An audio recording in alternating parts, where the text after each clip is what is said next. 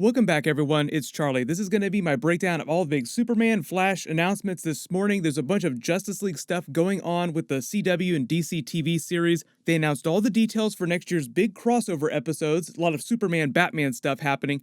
Also, a lot of big DC movie stuff happening that I'll explain during the video, too. So if you're new to the channel, be sure to subscribe to get all the videos. We're doing an Amazon giveaway. All you have to do to enter is be a subscriber and let me know which new series you're most hyped about.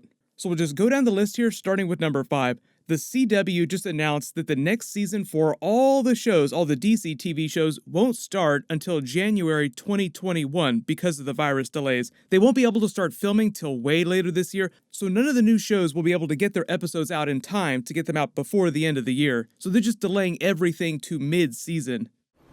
Hey, you gonna clean that or what? Just gotta get to the steamer. Any day now. Any day now. This is stupid. I don't get paid. Come on, Cinderella. Scrub like you mean I it. don't get paid enough. I'm gonna do one. This is what the full schedule looks like when everything comes back in January. You notice there's a couple shows missing from here. I'll explain that later in the video too. The most important part here, though, is that the new Superman TV show, as predicted, will air back-to-back with The Flash Season 7 episodes on Tuesday nights.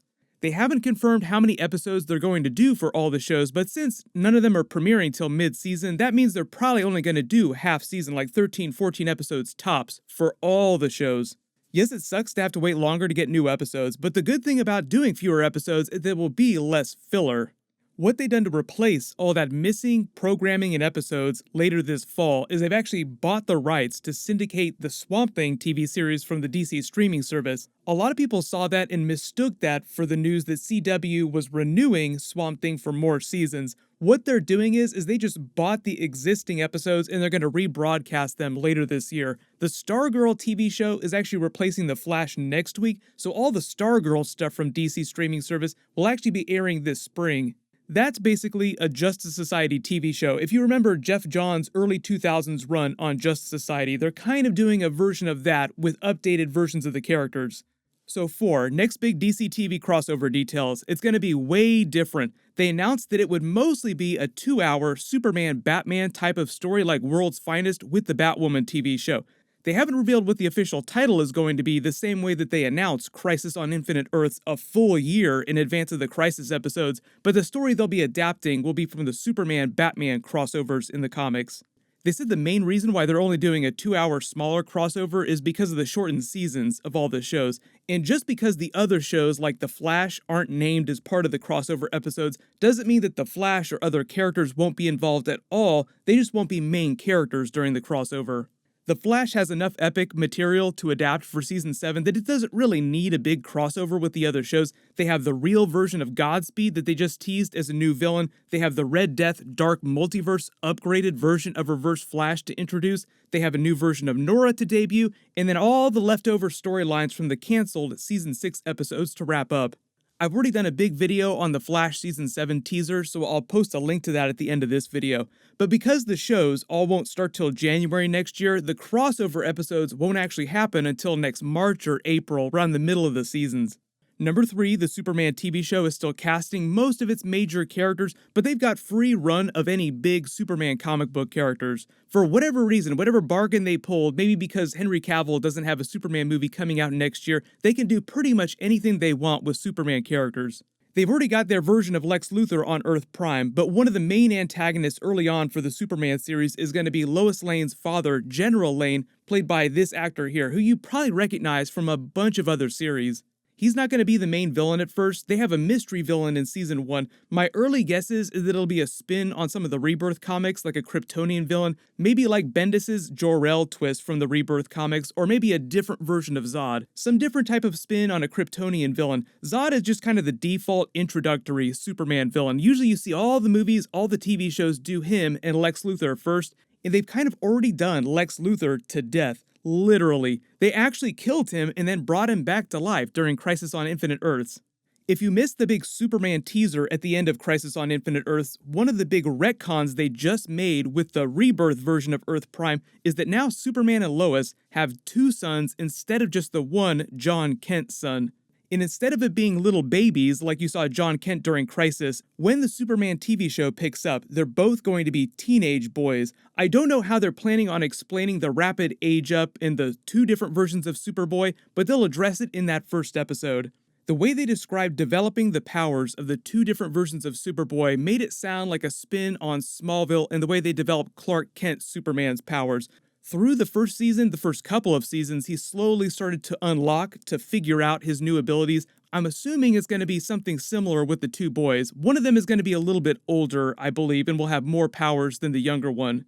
Shifting into the movies, for those of you wondering what's going on with Henry Cavill's version of Superman, there was a rumor recently that Warner Brothers had pivoted away from their idea to do a Supergirl movie in favor of just going back to straight-up Man of Steel Henry Cavill Superman movies. Now, there's no date, no director, no storyline attached to any of that stuff. I mentioned it in a video last week, but right now it just sounds like they're doubling back down on Superman in some form. There are already a couple other movies that have tried to use him, like the Shazam movie recently, so you'll probably see Superman pop up in cameos in other DC movies before you see him in a straight-up Man of Steel sequel. For now, Henry Cavill is still Superman. He still wants to be Superman. He's been pretty open about that, even though he's doing the Witcher Netflix TV series. The schedule around that will allow him to do Superman movies. It's not that demanding. But if we get any more Henry Cavill Superman news, of course I'll do a video about that. But number 2, for those of you asking about the Diggle Green Lantern in the Arrow finale teaser, yes, Diggle got his Green Lantern ring while he and Lila were packing up to move to Metropolis, where the Superman series is taking place. I think a lot of us are on the same page, and we assume they're telling us they're going to do Green Lantern Diggle cameos and crossovers on the Superman series. But Green Lantern Diggle isn't supposed to be a main character on that show, so I don't know how many episodes he's going to get, maybe just 1 or 2. The producers said that Warner Brothers gave them a laundry list of rules and conditions that would allow them to do Green Lantern stuff in the Arrowverse, mostly because of the upcoming Green Lantern HBO series from Jeff Johns. That's not connected to the Arrowverse right now. It'll be different versions of Hal Jordan, Jon Stewart, and Sinestro.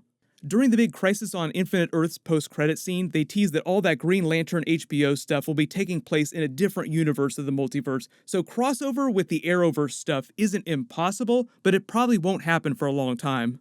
And as far as the Batman movie goes, they're going to start filming that again later this year as well, too. It's still being released during 2021, they just had to bump the date a little bit, so it's still coming out, but now it's coming out in October. The writer of the movie was actually tweeting jokes about how that was so much more appropriate for the movie, a Halloween release, because the joke is the movie is based on the Long Halloween comic book storyline. So it's just funny how it winds up working out that way, even though it does suck that it got delayed. The number 1 WTF, I know a lot of you saw this 2021 schedule and noticed that Supergirl Legends are nowhere to be found. That's not because they've been canceled, it's just because they won't premiere till later next year. They didn't say when, but they'll also probably only be doing half seasons, like 10 to 13 episodes, maybe less, for their next seasons too. And because they're not starting till later next year, that's also part of the reason why those shows won't be featured a lot during the next big crossover. We'll see how that changes in future seasons when they get back to their normal production schedule. Pretty much everybody in Hollywood and everyone around the world are slowly starting to film stuff again later this year, but it'll be next year before there's a vaccine for the virus, and life won't completely go back to normal until everybody gets the vaccine. But surprisingly, we know a lot about what's happening with the next seasons of all the DC TV shows. So if you have any big questions about what's going on with Superman, all their big Justice League stuff that they're trying to set up in the Arrowverse, just let me know in the comments. Because that's basically where they're heading with this. That's the whole reason for the Challenge of the Super Friends teaser at the end of Crisis on Infinite Earths. They have their Hall of Justice. Now they're going to start doing more Justice League stuff, eventually. Had the virus not happened, we probably would have seen a much bigger Justice League style crossover, but I think they're going to slowly work up to that again too in future seasons. Congratulations, Kalp Bavsar, you're the giveaway winner from my last big DC video. Please email me on the About page of my channel so I can get your details. Everyone click here for my brand new Marvel X-Men video and trailer breakdown, and click here for my Flash Season 7 teaser video. Thank you so much for watching, everyone stay safe, I'll see you guys tonight.